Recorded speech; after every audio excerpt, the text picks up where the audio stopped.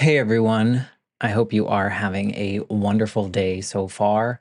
I am just dropping this special little clip into all the episodes. So, no matter what episode you're listening to, this is actually pretty current as of July 2024. I wanted to come on here and just say a big thank you to Earworthy because the Life Shift podcast was just named the best overall podcast of the year in the first Earworthy Independent Podcast Awards. And you've probably seen some articles written about the Life Shift podcast before, written by Earworthy. And now he is launching from his online publication, he is launching these yearly winners of independent podcast awards. And these are specifically for indie podcasters. We are those that wear all the hats. We create the show. Some people write the show. We're producers, sound engineers. We troubleshoot all the tech. We do any kind of research if we need to. We host the shows. We distribute the shows. We do all the things that relate to our shows because we love it. And it's so nice to see my name in a list with some other amazing podcasts like Multispective, which won Best Life Lessons Podcast. Salad with a Side of Fries won Best Health Podcast. Bippity Boppity Business won Best Business Advice Podcast. And there are so many more. And so I just want to come on here and say thank you to Earworthy for not only doing these awards every year and just honoring some of us indie podcasters that sometimes feel like we're just shouting into the void, but we're not. We're just doing what brings us joy, and hopefully through that work it brings other people joy. In my case, for the Life Shift, I hope that each episode finds the ears that needed to hear it the most so that they feel a little less alone in their circumstance. But also, Earworthy writes all these amazing publications pretty much weekly, every week, every weekday, I should say, where he writes on Blogger, Medium, Substack, Tumblr, Vocal, Many Stories, and for other places. And he really just highlights the independent podcasters. So thank you, Frank, for everything you do with Earworthy and for recognizing all of us in the first Earworthy Independent Podcast Awards. If you'd like to read more, please head to medium.com/EAR hyphen WORTHY. Thanks again and enjoy this episode. I'm able to see possibilities in things that I never thought would be possible, not just in myself, but also in other people. I feel like my eyes are wider than I've ever experienced. I have a starving for conversations that go deeper than I did before. The cost of your new life is your old life. Sometimes when I reflect back on my old life and I say like, well, some people didn't quite understand the transition I was going through, including some of my family members. And I had to like allow myself to say, don't get held back by the baggage of what people think you should be. Instead, allow yourself to evolve, allow yourself to have compassion for who you're becoming. And eventually the people who see you evolve will come along, or they won't. In this episode, I speak with Tony Martignetti, a leader in the field of personal development. His story is one of resilience and a lot of self-reflection and truly the pursuit of fulfillment. Through his own experiences, he's discovered the power of embracing authenticity and self-honesty as these taking off points for personal growth and having deeper connections with others. We open the door to deeper connections when we can kind of peel back those layers and just be a little bit more honest in our conversations. We explore Tony's personal journey of figuring out how working in finance, but also being an artist, can work for him in a beneficial way in the workplace. And he shares how he initially kind of hid that creative, artistic side so that he could fit properly into the corporate world, whatever we determine that to mean, only to realize that embracing his true passions and his talents was going to lead him to true well-being and happiness. What I found most helpful in this episode is really the idea or the power of owning our own stories and sharing all of those parts out in the light. Through my own journey, I found that exposing some of these elements led to further growth for myself. So I think that you'll find that true of Tony's story as well. We touch on finding purpose and endless work, and obviously we're going to talk about the checklist life and breaking free of society's expectations and just taking time to recharge. So before I start, I want to take a moment to thank my Patreon supporters. Specifically, this week, I want to thank Trapper and Shane of Dream Vacations for sponsoring one episode a month. Their support each month helps cover some of the production costs and just keeps the show going so that I don't have to pull stuff out of my pocket. And they offer some amazing deals with Dream Vacations. So I highly recommend that you check out Trapper and Shane at the link in the show notes, or you can follow them on Instagram and Facebook at Your Vacation Heroes and see all the cool places that they go and ask them about all the special deals that they have going on. So without further ado, let's jump into this honest conversation with Tony Martignetti. I'm Matt Gilhooly, and this is The Life Shift. Candid conversations about the pivotal moments that have changed lives forever.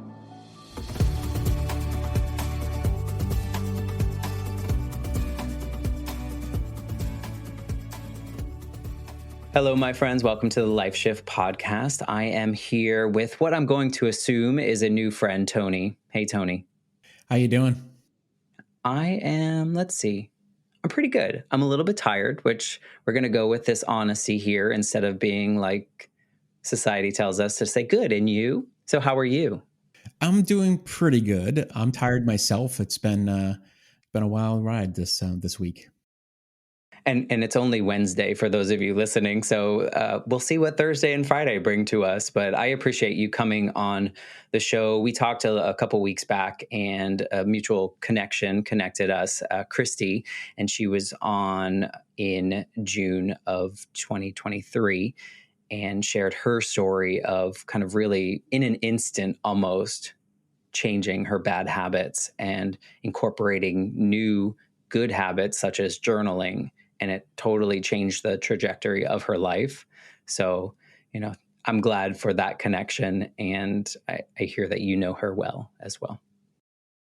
It's great to be able to be connected through people who are amazing. And it's interesting how like one thing can just shift you in the right direction. So, yeah. And I talk to a lot of people about the life shift, and everyone's like, oh, I have so many life shifts in my life. And I'm like, yeah, I know. I mean, we're human. Hopefully we have these pivots and whatnot. There are a lot of guests, though, that have maybe more a single or two that are more significant than some of the others, or something that's like really specific that triggered a change in their life, good, bad, indifferent. And that's what I love to talk about here, because we're all human. We're all trying to do the same thing, right? We're trying to get through this life and enjoy most of the ride and be a human and connect with others and create these conversations and these experiences with each other to really, make the most of however much time we have on this earth. And so I know you're coming on here and you're going to share a part of your life that I think is important to share. And maybe 10, 15, 20 years ago, society would tell us not to share those moments of our lives because it was seen as something that maybe was not acceptable to talk about. And so that's why I am so appreciative of people like you wanting to come on the show. So thank you for that ahead of time. Don't tell us yet, but. yeah, thank you. No, thank you. And it's one of those things where the ability to be vulnerable is something that is important, but also something that it's hard to come by, and we have to learn it like a muscle. I would agree. And I would hope that current generations maybe are leaning into it more than generations of the past, because they're seeing it more. They're seeing it around them. They're maybe being encouraged to be vulnerable. And I have hope, maybe. Cross your fingers, everyone. We hope that people will be more vulnerable and more human and more connected and less performative and all those pieces that come with it. So let's get into your story. Maybe you can kind of paint the picture of, you can tell us a little bit about who you are right now, and then paint the picture of what your life was like leading up to this moment that we're going to discuss today. I love that. So it's a great way to get started. And so what's interesting about starting from where I am right now is that I do a lot of work around coaching and leadership development with people who are in different industries, but for the most part, they're leaders who are on the rise. And my business is called Inspired Purpose Coaching. And my tagline for my business is inspiration through honest conversations. And the reason why I mention that in this moment is because I feel like I needed to have an honest conversation with myself in my life at some point in my journey, where we'll get into that in a moment. But the thing is that a lot of my work is really geared towards building a deeper human connection, and especially during those times when people are navigating through change. And let's be honest, change is like a constant. No matter where you look, we're going through change. And so, how do we create a deeper connection with who we are, but also with people around us, and building relationships that are more valuable? And the first thing you can do to get there is to be honest with yourself about who you are and how you want to present yourself in a way that is authentic and real. The buzzword of authentic. You're one of those that hates it too. I do too. Yeah. I have a friend that this is, it's like we always kind of lean towards that authentic word because it's just there and it's everyone's using it. But so many people just dislike it because maybe it doesn't paint the full picture of it. Before you get into your story, being honest with yourself is probably one of the hardest things to do for a lot of people. And so I commend you for encouraging these people on the rise to really be honest with themselves, because once they are, I would imagine their connections get deeper with everyone else around them and allow them to go even farther down the path that they kind of see for themselves. So, but yeah, I think it's really hard. Yeah, and I think I'll just to take that one step further is to say the world around us is forcing us not to be honest. It's to put on a mask, and to show up differently, and to have a persona that reflects an image. But we have to be able to be real with ourselves and with others, so that they end up seeing the true picture of what we're trying to create in the world. And I think the reason why that's important is that we have a lot of value to give the world. But if we don't get that understanding of what it is that we're trying to put out there, it's going to be hard for us to really create that if we're just putting on airs, putting on masks. Well, I think it leads to burnout, I think, because you're performing all the Absolutely. time. You are trying to meet whatever level you're assuming other people have, or like some kind of mark, which I think a lot of that is made up. Honestly, I think we kind of make this up and then we perpetuate it, and then just becomes this mess. If you look at social media, it's a lot of like, here's how I got to $8 million in 3 days. And you're like, well, great. But like, where did you mess up? Like, tell me those stories, because I would much rather hear those human like struggle stories and learn like that you made it through. Like, congratulations. Like, then you made the $8 million. But tell me how you really got there, and not like those 3 steps that are very performative. Yeah, absolutely. Why don't you paint the picture of what your life was like leading up to this moment? So let me start by saying that I spent about 25 years working in corporate. I was in a very amazing industry. I was working in the life sciences. Particularly, the role that I had was working in finance and strategy. So I did a lot of work with numbers and kind of very technical type of role. But I was always somebody who, underneath it all, had this real connection to people's stories and had a curiosity about what really made people tick. And underneath all of that, there was also an artist who was dying to get out. I was an artist as a child, and I kind of stuffed that all down and realized that I needed to show up differently in the workplace. I often talk about putting myself in a box, which I did for a number of years. I said, this is who I need to show up as, because this is what is expected of me. And so I did. I mean, I talked to a lot of people about this checklist that society had for all of us, that we kind of, you graduate high school, then you got to pick the college, then you got to pick your degree, then you got to get the job, then you got to get the promotions, then you got to buy a house, then you have to do this. And it's like, why did we absorb all that? And then people like you're an artist on the inside, but you went to finance because that was where the money, or someone told you at one point, or someone told me that go into business, that's where the money is. You can do this, and this, all the opportunities that will come of you. So yeah, I understand that very well. Yeah, I mean, and it kept on feeding the beast, if you will, because I was getting rewarded, I was being, promoted, I was getting accolades, but there was also people along the way who told me like, man, you're not the typical finance person, or you're not the typical this. And I'm like, great, that's a good thing, I guess. But here's the path I'm on. So let me continue to put my head down and work harder and keep on moving up the mountain to get into where I want to go. Until I got to this place where I found myself really, putting in the hours. I mean, I was working until like, 2 o'clock in the morning, getting up at 5, and just continuing to feel like I was stuck in a pattern of work was the only thing that mattered. I often talk about it as being addicted to doing, where I couldn't even relax. I didn't know what it meant to really take time off and enjoy myself. Work became the only thing, not just an important thing. And I burnt myself out to the point where I was so depressed that I was on the verge of wanting to not go on any longer. And it was a dark time in my life where I felt like, I had a son who I wanted to make sure that I was there for him. And that was the only thing that really stopped me from doing something that would have been the end of me, was this hope. Yeah. I mean, sometimes that's just what we need, right?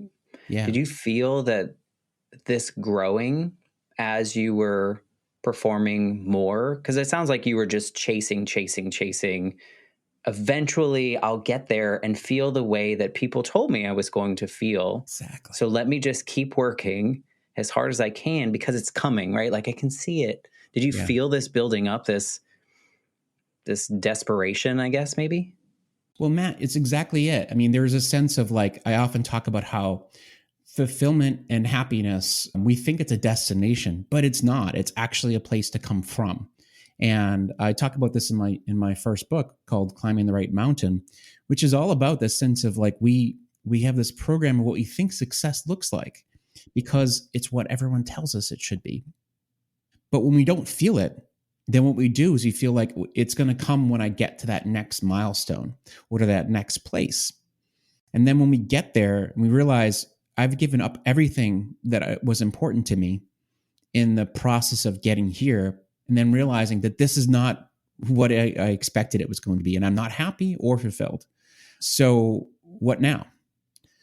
And I think that's where a lot of people struggle, is a sense of like, how do I define success and come from a mindset of fulfillment as opposed to feeling like I have to burn myself out in the process of getting to some place, a mystical place, and then realize that maybe that's not even what I really even want.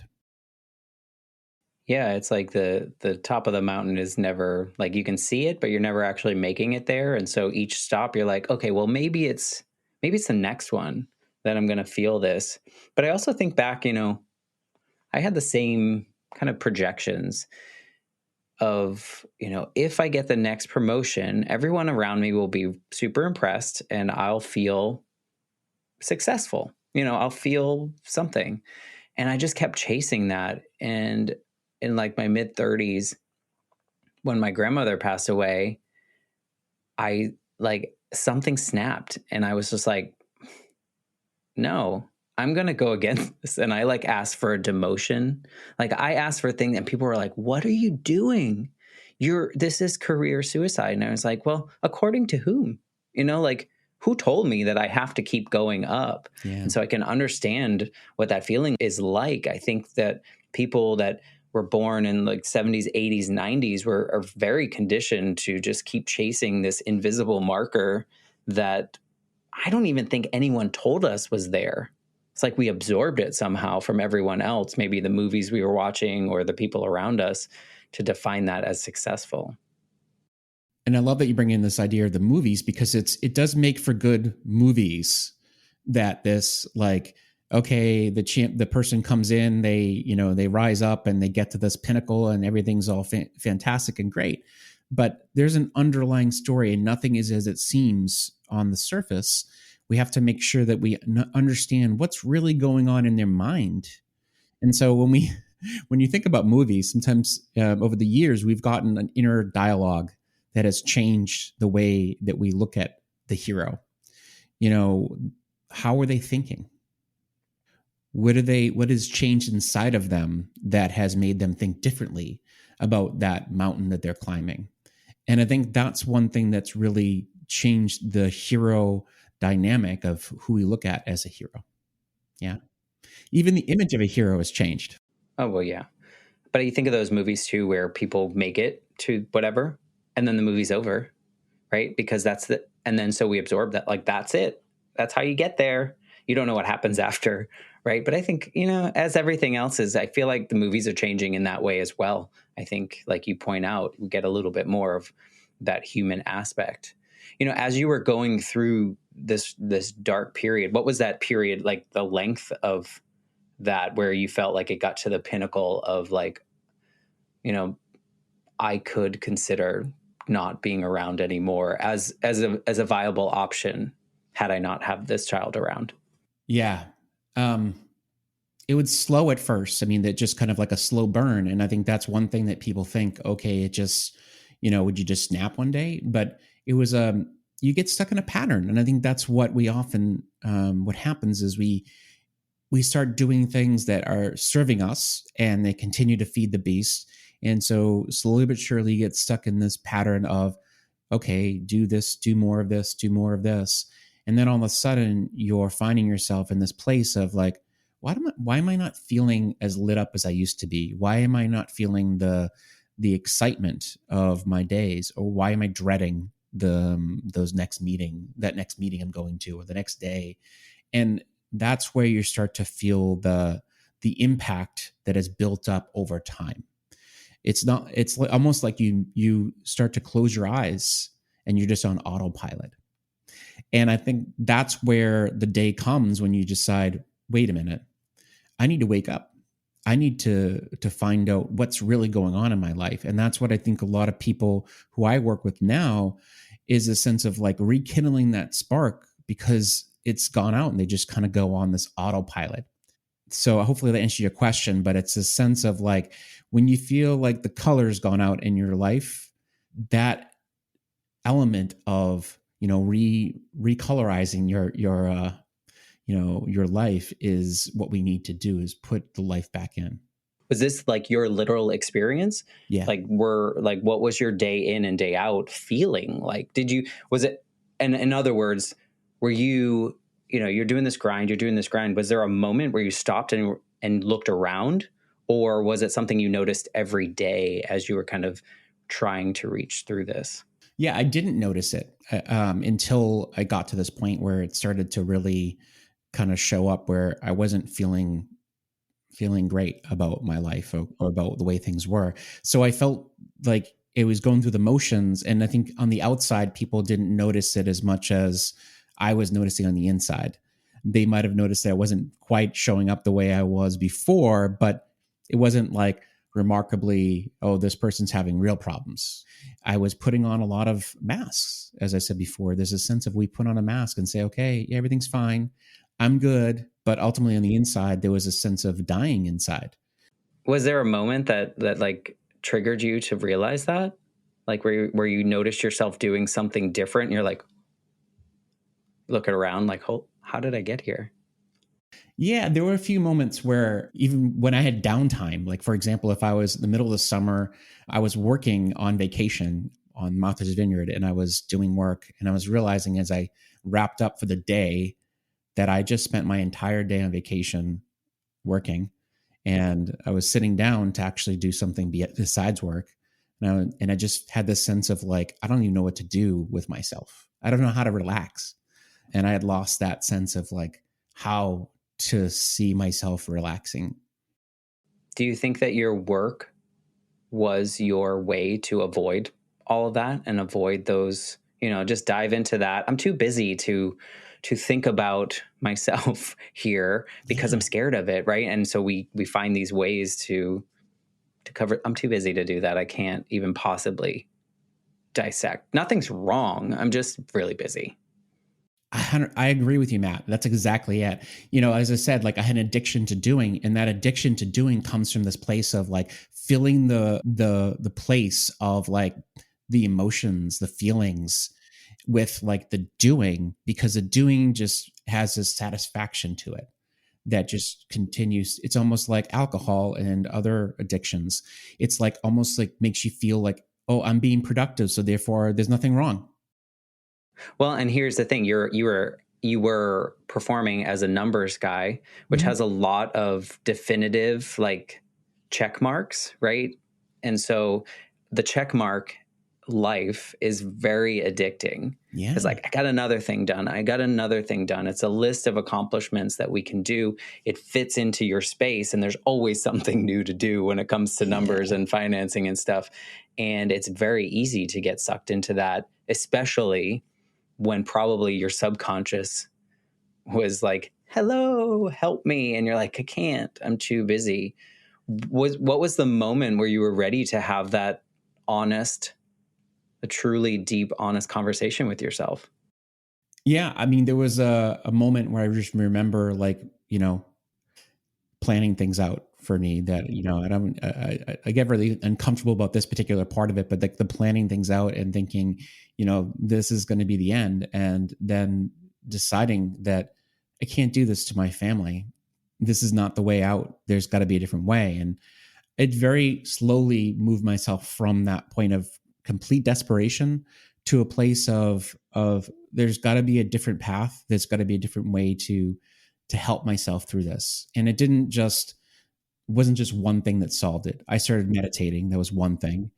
I did start seeing a therapist, Good job. and It's I hard as a especially yeah as a guy in society. It's like, what's wrong with you? Like, yeah yeah yeah. There's you hit it right in the head. Is this a sense of like shame and guilt that comes along with that. And I often say this to people who I talk with now, like, asking for help is like so hard. First of all, because we don't know what we want exactly. And it just feels shameful to be able to say, I can't handle it all. Well, that's why it's important. The most successful people in the world ask for help because they know where their limitations are, or they know what they can do very well, and then they know what they can't, and they look for help from the people who are around them who can support them. And so I think that was the first part of me asking for help, and it started with books and meditation therapists and all that, and it built up to this place of getting the having a foundation. And I think I've shared with you that I eventually left corporate because I had this awakening of really seeing, my gosh, I'm not doing the work I was meant for. yeah, the fulfillment part that you mentioned. Yeah. And that's it. I talk a lot about this light that we have inside of us. And in fact, this, I think of this illumination of our inside coming out. We have to spark the fire inside to allow ourselves to come out and share more of who we are. But I think my light was out and I needed to like get that little spark. And then before you know it, I started to really illuminate. And I started to burn so brightly that I had to like say, like, I can't live in this world any longer the way that I'm doing it. So that's what got me to really leap out and take some really big chances of leaving the corporate world and deciding to do something on my own, even without clear plans as to what that looked like. Which is probably weird for you for the life you lived before. I think there's a lot of people listening that have been close to the dark, dark moment. And maybe they've made plans. Maybe they've thought about it. Maybe it was just like a side thought, wasn't like, I don't know if I'm really going to do it. But it's a really dark place. And I will say, I haven't been that close, thankfully. But having depression as a child or as a teenager and as a young adult, the dark moments for me were much easier to stay in than they were to emerge from. Yeah. It was much easier to stay mad, sad, depressed in bed than to take those first couple steps. What what was that first step for you? Like, you have all these plans in place, or you started making plans, something triggered you, maybe you saw your son, or you saw something that triggered that. What got you to take that first step out? like open that door, like Wizard of Oz, I'm picturing right now, because that's how old I am. I'm picturing like when she opens the door and everything's in color from her like sepia tones before. Like when did you like peek open through that door? What was that first thing that like triggered you to like, okay, I got to take this first step? Yeah, and I'll share that in a moment. But I just want to react to what you said, which is this sense of like comfort that comes from the darkness. And It's like a blanket. yeah, and I think that's why like it's really hard to come out of that moment because you feel comforted by the place that you're in, and it takes a lot of courage to step out of your comfort zone. And every time I step out, I realize that it's the place I need to be. But ultimately, it took some time and courage for me to get out there. But the moment that was most prescient for me was just a sense of like, here I am working at home, or I was at home for this particular day, and I could be done today, and my son could come home from work and from school and see me here. I don't want him to see me here, be the first one to see me here, and have him to have to deal with that as being the first thing he sees.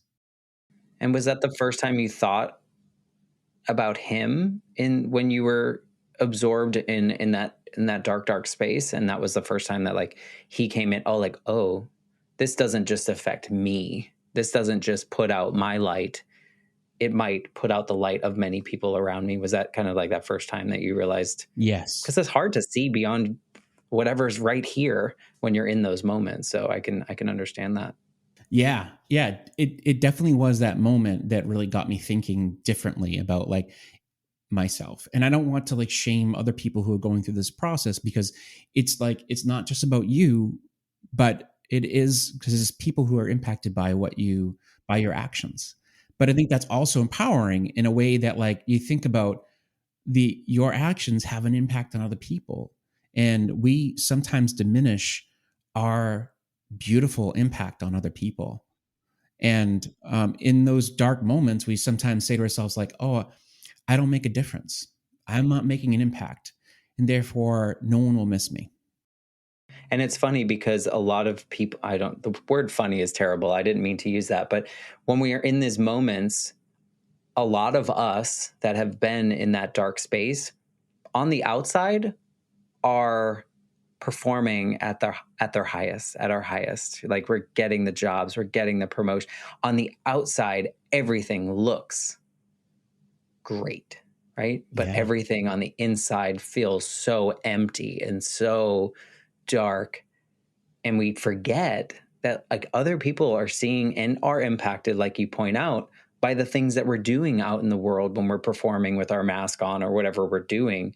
And so imagine if we had the moment to sit with ourselves and really talk to ourselves and really understand that this is not like it's potentially not forever. There is potentially something we can do different for everyone, different time period for everyone, different journey for everyone, but there is hopefully something we could do to move through that. And so I'm with you. I don't want to shame anyone that's not feeling a certain way, but it's stories like yours, stories like mine, stories like other people on the show, that there is an after, and a lot of times we have the ability to create that after, just like we created it before in a lot of cases. I want to come back to something you shared earlier, which was like when you start to get to those darkest moments, and when you have those moments, even when you have like you talked about your grandmother earlier, like when you're faced with death or the darkness, it has you get real. It has you get real about what's most important. And I think, not to say that I want people to do that, but I think we have to get real about what's most important, because sometimes we might be just going through life with the lights off, and we can't. We have to be able to think about what's most important here. Because if I want to experience life to its fullest, I have to be clear about what I want most. We also have to be cautious that we redefine fullest, and we redefine what Yeah. is fulfillment for us. And that comes to your point of having these really honest conversations with ourselves. And sometimes those are super hard, like we mentioned earlier, because a lot of us are running on autopilot, or or have Mhm. been, and then suddenly are not. My grandmother, she was in her 80s, she passed from cancer, and when she was like towards the end, she said something to the effect of, I wish I hadn't worried so much, because all that matters is love in the end. And that was really something that stuck with me and triggered me, because I had always been a worrier with her through, like, what if I don't get that promotion? What if this doesn't happen? And it was all related to quote unquote success, or what I thought success meant. And I think that's why it triggered a newer journey for me to be like, all this extra stress and worry and the time that I'm 24 hours thinking about work, is that going to matter when I'm 80 something? Is that going to matter? And so I think that's what triggered that. But you're right. You see, oh, there is an end eventually. How do I get there in the best way for myself, and how do I make the best journey for myself along the way? Yeah, it's really great. I mean, when I think about this, and I say not great, but it's great when you have that reframe and the change of mindset. And you just reminded me of a story that I'll share super quick that came from my father. My father had an aneurysm, a subarctic, well, basically one in his center of his brain. He survived it, which was remarkable, but he was in a coma for a period of time, and then eventually he came out of the coma and he couldn't put things in order, so his mind was all scrambled, and he lived for a period of time after that until he passed about 3 years ago now.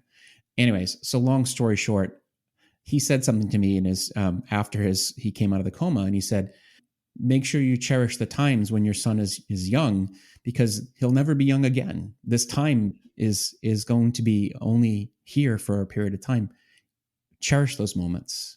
Yeah.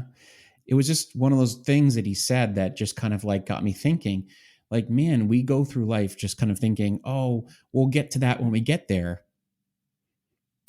But we don't cherish the moment, the present moment, and realize that this is the moment that matters right now. Well, you know what's funny about that? What my grandmother said, what your dad said, like you could be like, duh. Like, I mean, like these are all common, like we all know this, but yet somehow we get wrapped up in performing and, or wasting. And wasting is okay Yes. as well. I think that we shouldn't shame that as well, as long as it's not all the time. But like sometimes I love wasting a Saturday, because that's what I need. That's what I need to refuel. That's what I need to recharge, thinking about myself. It's not like literally wasting. It is this, it's serving its purpose. But, I think being more, I guess, here's another overused word, intentional about what we do and what we choose to do, I think brings you more fulfillment, bring you back to that word of like understanding, like there is power in this, in what I'm doing. And this is why I'm doing it. I'm not just doing it because, but there's a reason behind it. Would you agree? Yeah, and I want you to take wasting and just reframe that to say it's not wasting at all. It absolutely is not. It's just intentional nothingness, or intentional slow day. And I think that might be a great way to think about this, because it's not a waste. We all need time to recharge, to do nothing, because we're always running.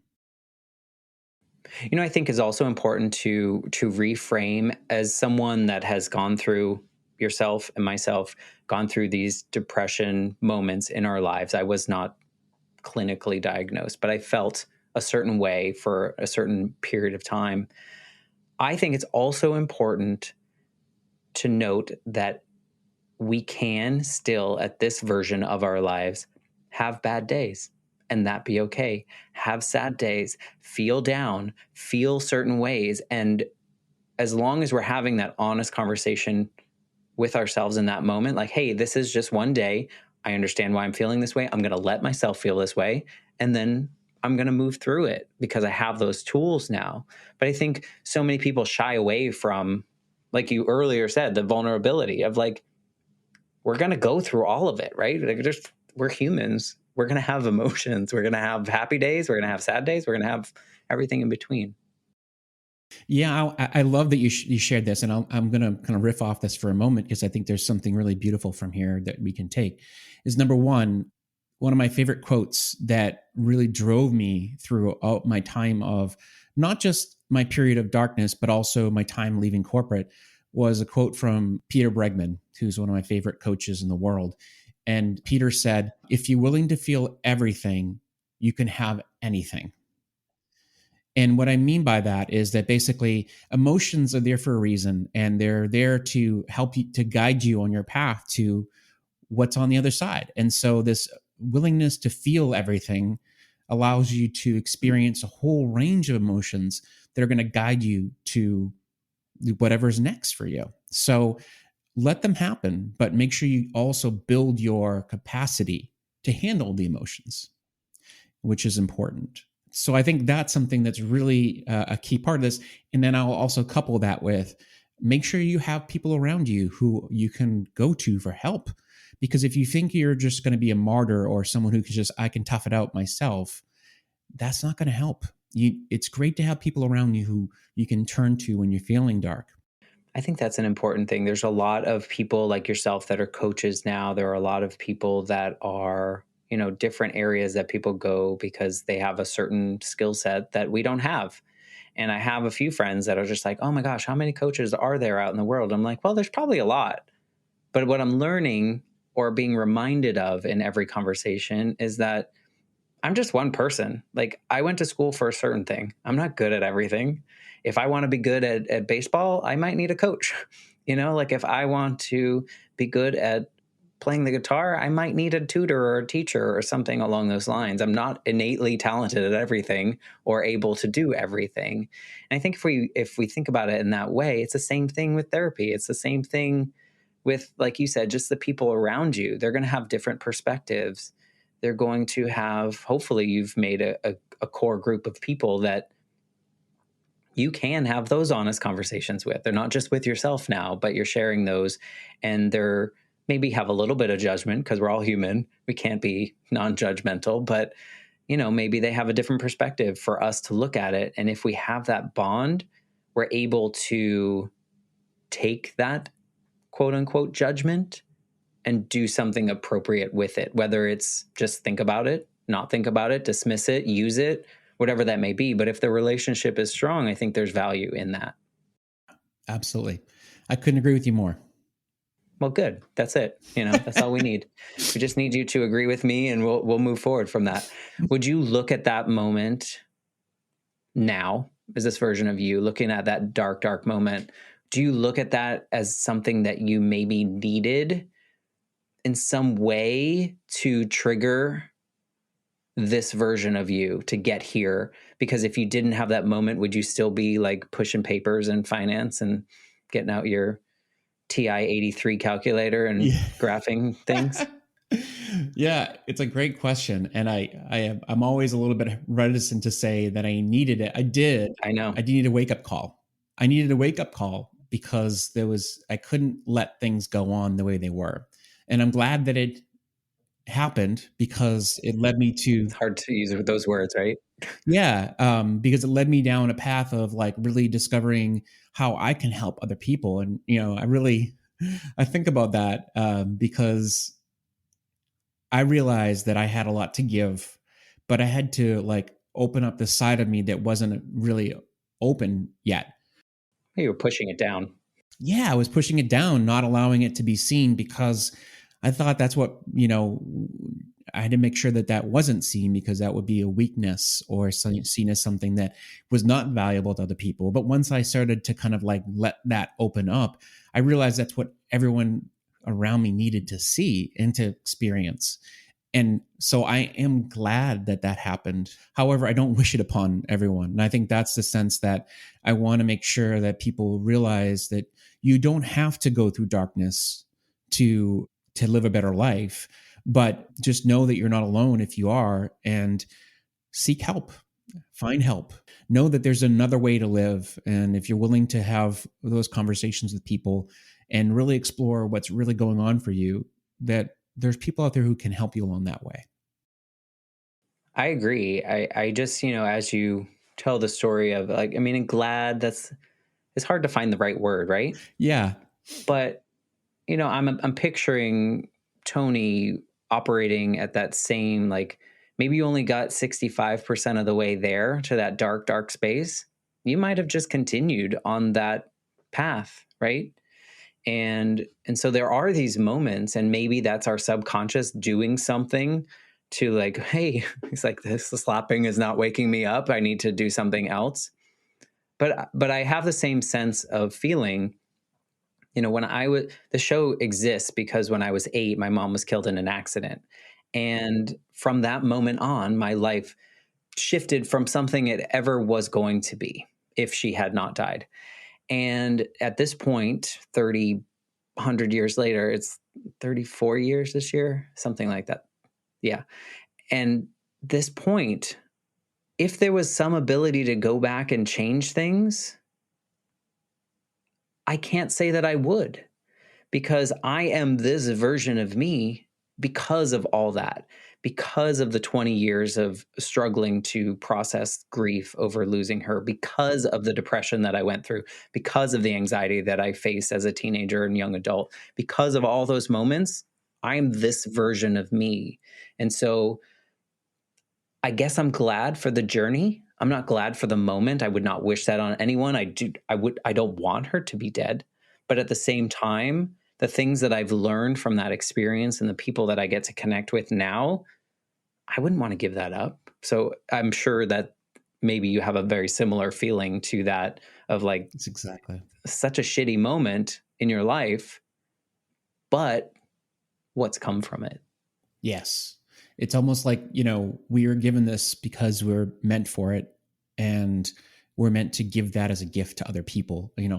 One of the chapters of my future book that's coming out in 2024, most likely, called Campfire Lessons, is a chapter called Out of Darkness Comes Light. And it really is that. What's the lesson that we get from the darkest of moments that we can then give to others? And it's not like everyone should go through that, but the people who do then find that is part of their gift. I say I struggled grieving my mom. So when my grandmother was dying, I was like, I know what I'm doing. I know exactly what I'm doing, not what I did last time, because I have these tools. And after, when I was writing and reflecting on her passing, I wrote something very similar to your chapter. And I wrote, the light is coming faster than I could have imagined, because I knew, like, it was very dark, like that was something I had never experienced, watching someone just die in front of me. And it was very dark, but I knew I had the tools because of my experiences before. I knew exactly what I needed to do, and I knew how to lean into that. You can emerge from this darkness. Like, there's definitely a possibility. There shouldn't be a pressure to, if you're not ready, right? I mean, you have to find your own journey. You have to, like you said, find the people around you, find the therapist, if you don't find a therapist, at least find someone to talk to and share it with and be open with. Because sometimes when we say these things that are in our head, they're not quite as scary when they come out of your mouth. Yeah. They're like bouncing around inside there. Everything seems very, very dark and scary. But then if we say it out loud, we're like, okay, I can process that. I can use it. Yeah, and you just had me think about something that was really powerful. You mentioned about making, doing journaling, which is a powerful exercise that we can do. One of the things that I got in the practice of doing throughout the years is creating a worry list, right? Because when you create a list of the things that are like weighing on your mind or that you're worried about, if you continue to let them ruminate in your mind, then it's just taking up space, and it's creating like kind of like a doomy cloud for you that you don't need that. So the best thing you can do is when you start to kind of feel yourself like constantly ruminating on the same old things over and over again, write it down, get it out of your head. Because when you see it on paper, at the very least you can say, I'll deal with that later, I'll think about that later. It gets out onto paper, and it might not look as scary as it originally feels. Yeah, I agree with that. What do you say, or what do you think is the biggest difference between Tony now and Tony before you kind of hit that precipice? Wow. feels like a completely different person, to be honest with you. And I say that because I feel like I feel a lot lighter in terms of spirit wise. It kind of feels a little weird to say that, but I feel like my soul is just a lot more like elevated and energetic. I'm able to see possibilities and things that I did never thought would be possible, not just in myself, but also in other people. I feel like my eyes are wider than I've ever experienced. So those are the things that come to mind almost immediately. In my conversations that I have a starving for conversations that go deeper than I did before. And I'll just share one last part of this, which is a common thing that people say, but the cost of your new life is your old life. Sometimes when I reflect back on my old life and I say, like, well, some people didn't quite understand the transition I was going through, including some of my family members. And I had to like allow myself to say, don't get held back by the baggage of what people think you should be. Instead, allow yourself to evolve, allow yourself to have compassion for who you're becoming. And eventually, the people who see you evolve will come along or they won't. Yeah, I think, that's, I'm trying to find words to phrase this without sounding like a terribly insensitive person. It's almost like your plans that you were making at that really hard time, it's almost like, I don't know how to say this without saying it. It's almost like they worked because they changed you into a different person. They put out the the darkness. They closed the door on that chapter of Tony, and they created a new chapter.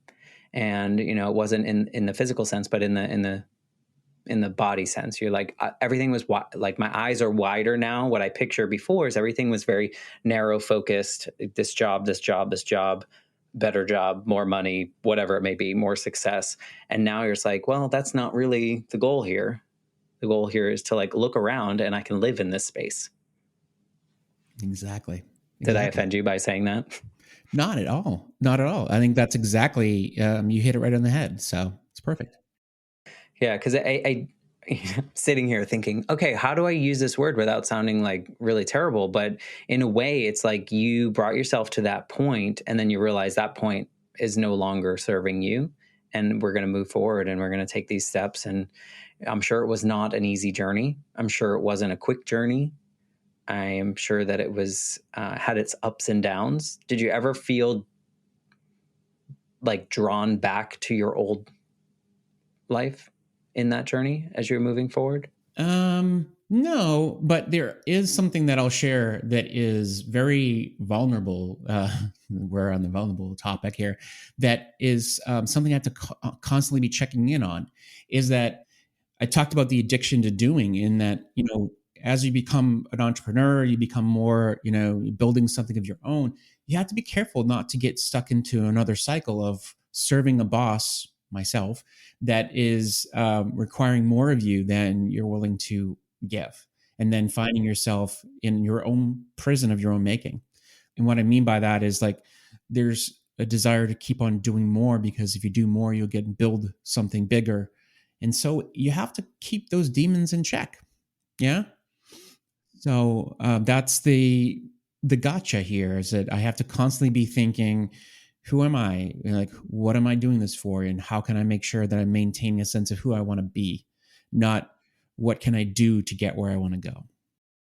And it goes back to earlier, you mentioned like you help people, or maybe you said you help yourself redefine success.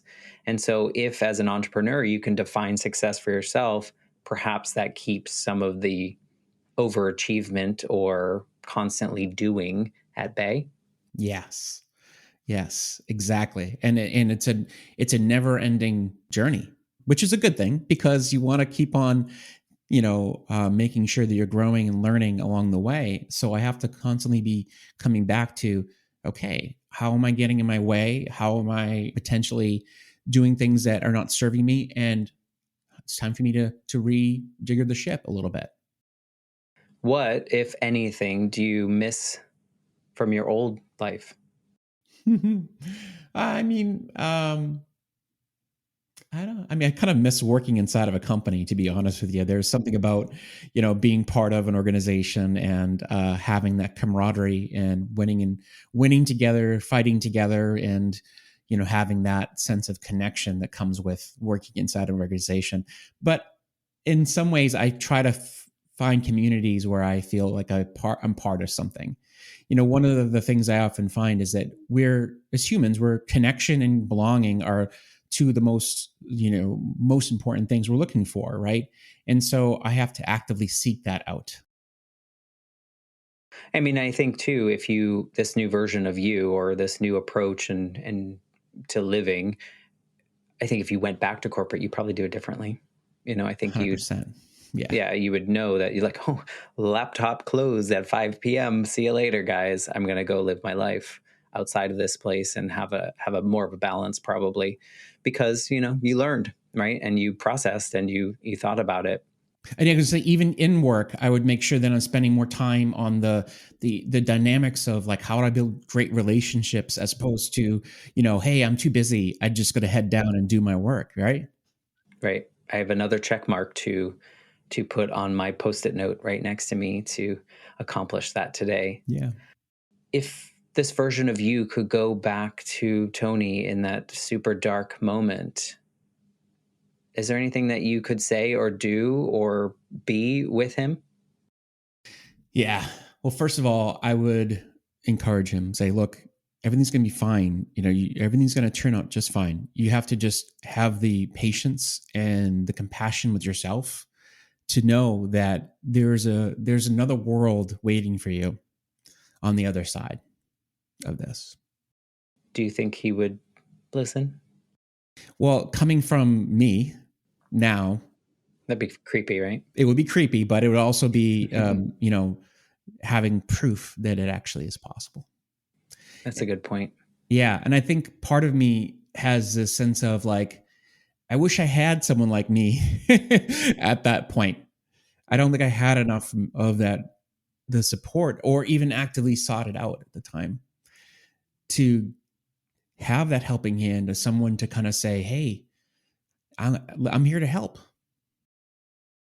The irony is you had yourself and you eventually did it and you kind of moved through that and found the strength when you were ready or when it was necessary for you and your journey to make those changes to become this version of you, which sounds like it's a lot lighter, it's a lot happier, and and just finding more purpose, probably more purposeful in what you do. And so I appreciate you coming on and sharing the vulnerability and sharing this tough moment in your life.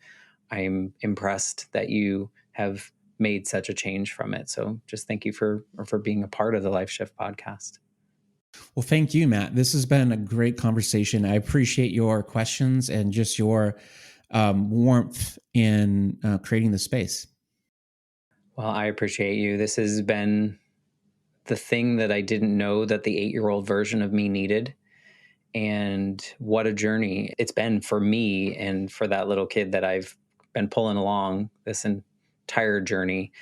And I'm just so grateful that people are sharing their stories and other people have the ability to hear them and maybe resonate with something that you said today. And maybe it wasn't exactly the same story that they're going through, but something you said at that right moment made it in, right?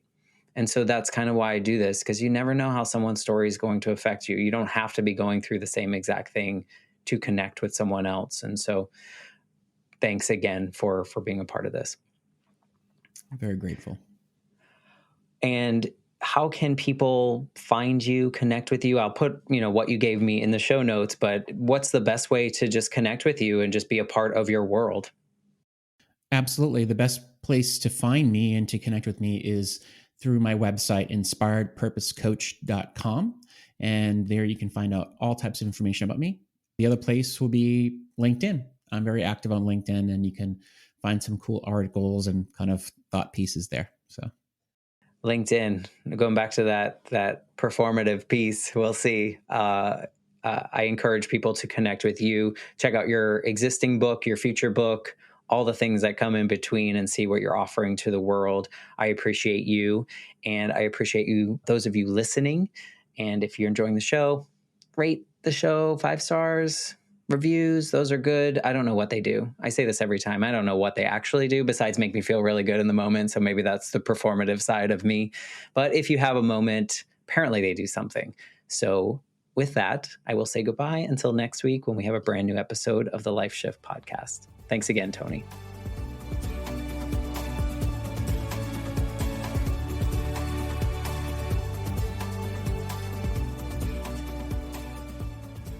For more information, please visit www.thelifeshiftpodcast.com.